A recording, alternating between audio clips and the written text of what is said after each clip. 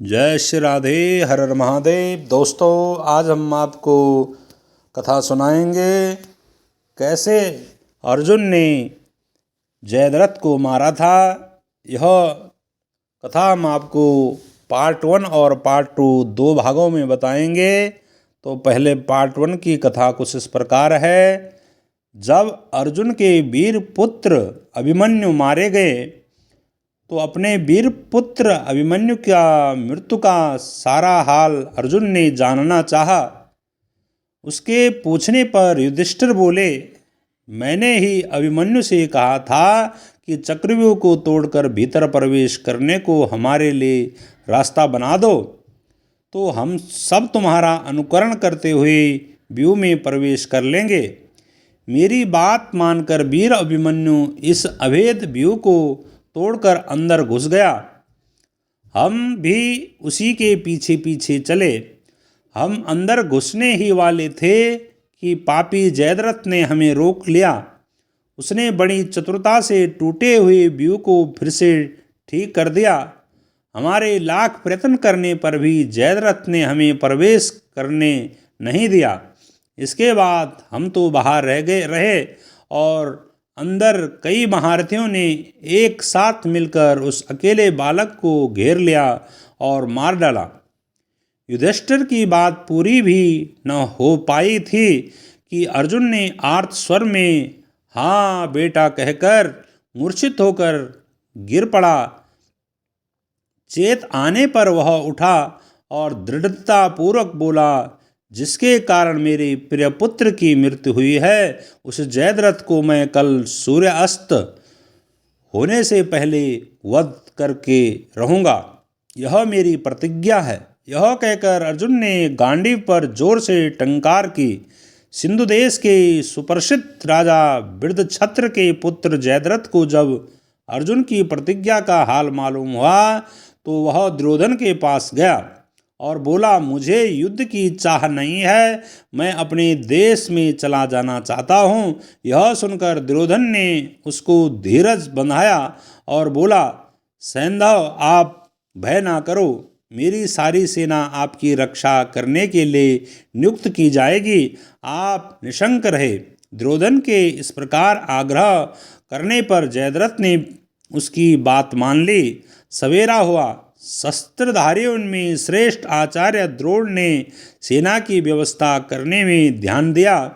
युद्ध के मैदान से 12 मील की दूरी पर जयद्रथ को अपनी सेना एवं रक्षकों के साथ रखा गया।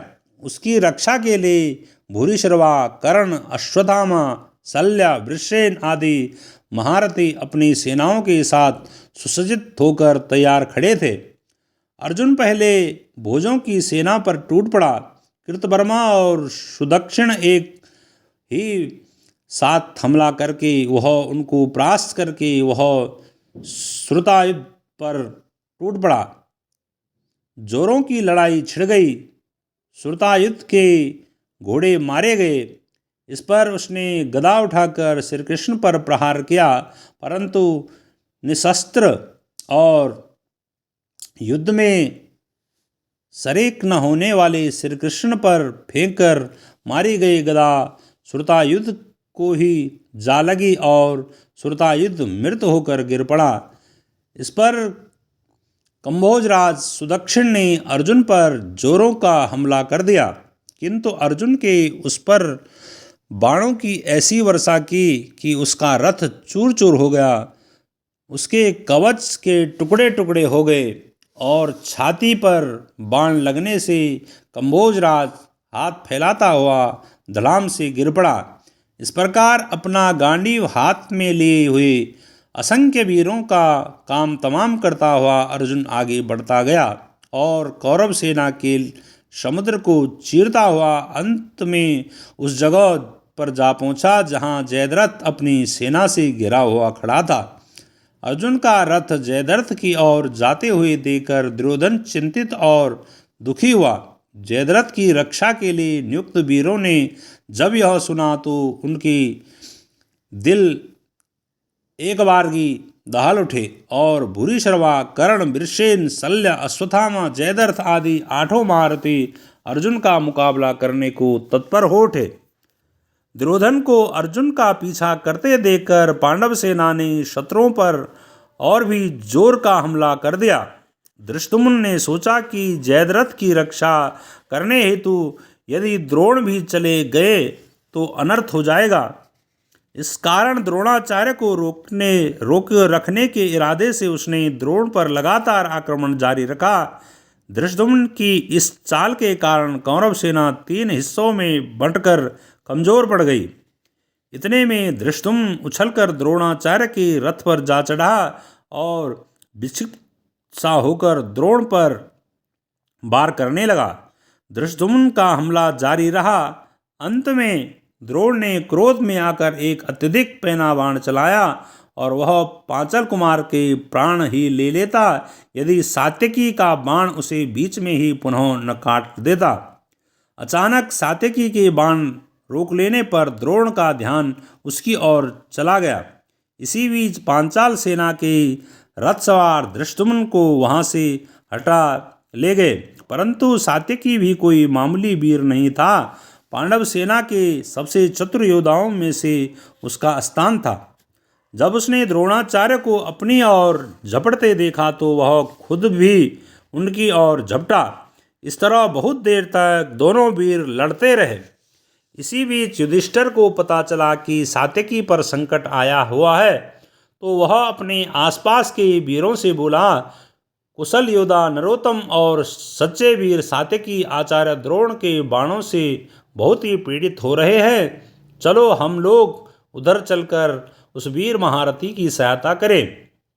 उसके बाद वह धृष्टद्युम्न से बोले, द्रुपद कुमार, आपको अभी जाकर द्रोणाचार्य पर आक्रमण करना चाहिए, नहीं तो डर है कि कहीं आचार्य के हाथों सात्यकी का वध न हो जाए। युधिष्ठिर ने द्रोण पर हमला करने के लिए धृष्टद्युम्न के साथ एक बड़ी सेना भेज दी। समय पर कुमुक के पहुंच जाने पर भी बड़े परिश्रम के बाद ही सात्यकी को द्रोण के फंदे से छुड़ाया जा सका। इसी समय श्री कृष्ण के पांचजन्य की ध्वनि सुनाई दी।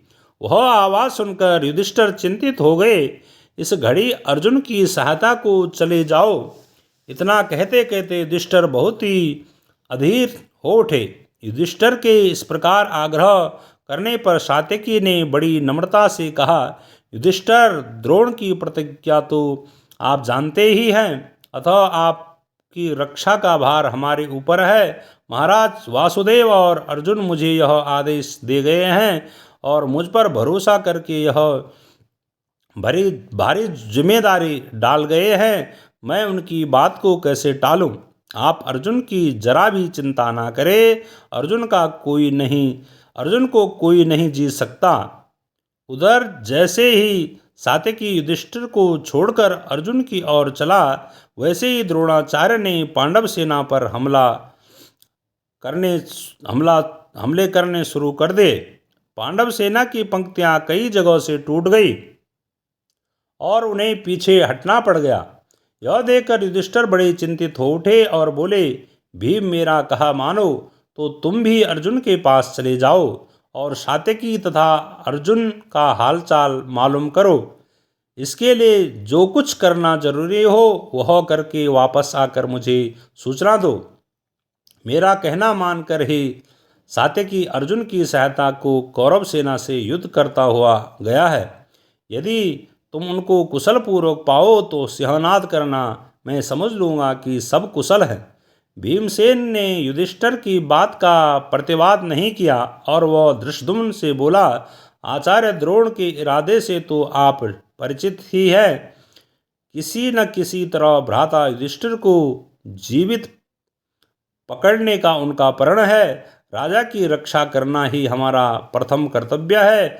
जब वह स्वयं मुझे जाने की आज्ञा दे रहे हैं तो उसका भी पालन करना मेरा धर्म हो जाता है। इस कारण भ्राता युधिष्ठिर को आपके ही भरोसे पर छोड़कर जा रहा हूँ। इनकी भली भांति रक्षा कीजिएगा। धृष्टद्युम्न ने कहा, तुम किसी प्रकार की चिंता ना करो और निश्चित होकर जाओ। विश्वास रखो कि द्रोण मेरा वध के बिना युधिष्ठिर को नहीं पकड़ सकेगा। आचार्य द्रोण की जन्म के बैरी धृष्टद्युम्न के इस प्रकार विश्वास दिलाने पर भीम निश्चित होकर तेजी से अर्जुन की तरफ चल दिया। जितने भी सैन्य दल मुकाबला करने आए उन्हें मारता गिराता हुआ भीम अंत में उस स्थान पर पहुंच गया जहां अर्जुन जयद्रथ की सेना से लड़ रहा था। अर्जुन को सुरक्षित देखते ही भीमसेन ने सिंहनाद किया। भीम का सिंहनाद सुनकर श्री कृष्ण और अर्जुन आनंद के मारे उछल पड़े और उन्होंने भी जोरों से सिंहनाद किया। इन सिंहनादों को सुनकर युधिष्ठिर बहुत ही प्रसन्न हुए। उनके मन से शोक के बादल हट गए। उन्होंने अर्जुन को मन ही मन आशीर्वाद दिया। वह सोचने लगे अभी सूरज डूबने से पहले अर्जुन अपनी प्रतिज्ञा पूरी कर लेगा और जयद्रथ का वध करके लौट आएगा। हो सकता है जयद्रथ के वध के बाद दुर्योधन शायद संधि कर ले। इधर युधिष्ठिर मन ही मन शांति स्थापना की कामना कर रहे थे और उधर मोर्चे पर जहां भीम सात्यकी और अर्जुन थे वहां घोर संग्राम हो रहा था। थोड़े ही समय में जिस स्थान पर अर्जुन और जयद्रथ का युद्ध हो रहा था दुर्योधन भी वहां पहुंच गया, मगर थोड़ी ही देर में बुरी तरह हारकर मैदान छोड़कर भाग खड़ा हुआ। इस भांति उस रोज कई मोर्चों पर जोरों से युद्ध हो रहा था। द्रोण ने कहा, बेटा दुर्योधन, तुम्हें हिम्मत नहीं हारनी चाहिए। तुम जयद्रथ की सहायता करने के लिए जाओ और वहाँ जो कुछ करना आवश्यक हो वह करो। आचार्य के कहने सुनने पर दुर्योधन कुछ सेना लेकर फिर से लड़ाई के उस मोर्चे पर चला गया जहां अर्जुन और जयद्रथ में जोरों की लड़ाई हो रही थी। उस दिन भीम और कर्ण में जो युद्ध हुआ वह एक रोमांचकारी घटना के रूप में वर्णित है। भीमसेन उत्तेजना और उग्रता की प्रतिमूर्ति सा दिखाई दे रहा था। कर्ण जो कुछ करता था धीरज और व्यवस्था के साथ शांत भाव से करता, किंतु भीम को तो थोड़ा सा भी अपमान असह्य हो जाता है। दोनों ही बड़े वीर थे। वे एक दूसरे पर झपट कर आघात करने लगे। भीमसेन को उस समय पिछले घोर अपमानों और यातनाओं और मुसीबतों की याद हो आई जो उसे उसके भाइयों और द्रौपदी को पहुंचाई गई थी। प्राणों का मोह छोड़कर वह लड़ने लगा। उस समय भीमसेन का घावों से भरा हुआ शरीर धधकती हुई आग सा प्रतीत हो रहा था।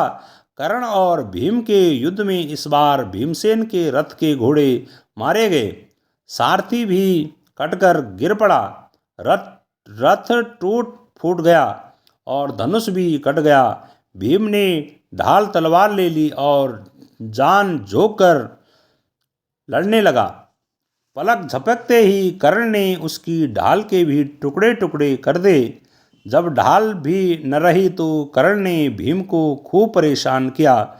इससे भीम बहुत ही पीड़ित हुआ।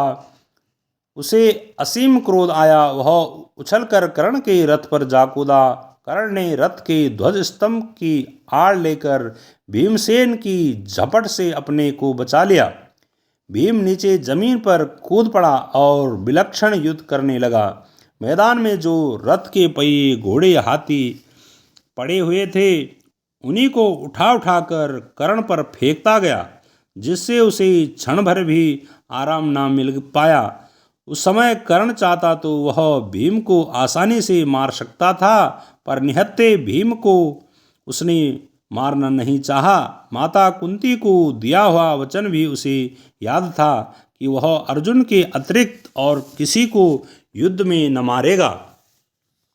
उधर अर्जुन सिंधुराज जयद्रथ के साथ युद्ध कर रहा था और उसका वध करने के मौके को तलाश में था। इतने में भूरी शर्वा ने सात्यकी को ऊपर उठाया और जमीन पर जोर से पटका। कौरव सेना जोरों से कोलाहल कर उठी। सात्यकी मारा गया। दोस्तों, जयद्रथ वध की आगे की कथा हम आपको दूसरे भाग में सुनाएंगे। तो पार्ट सेकंड में आपको जयद्रथ वध की पूरी कथा सुनाएंगे। जय श्री राधे, हर हर महादेव।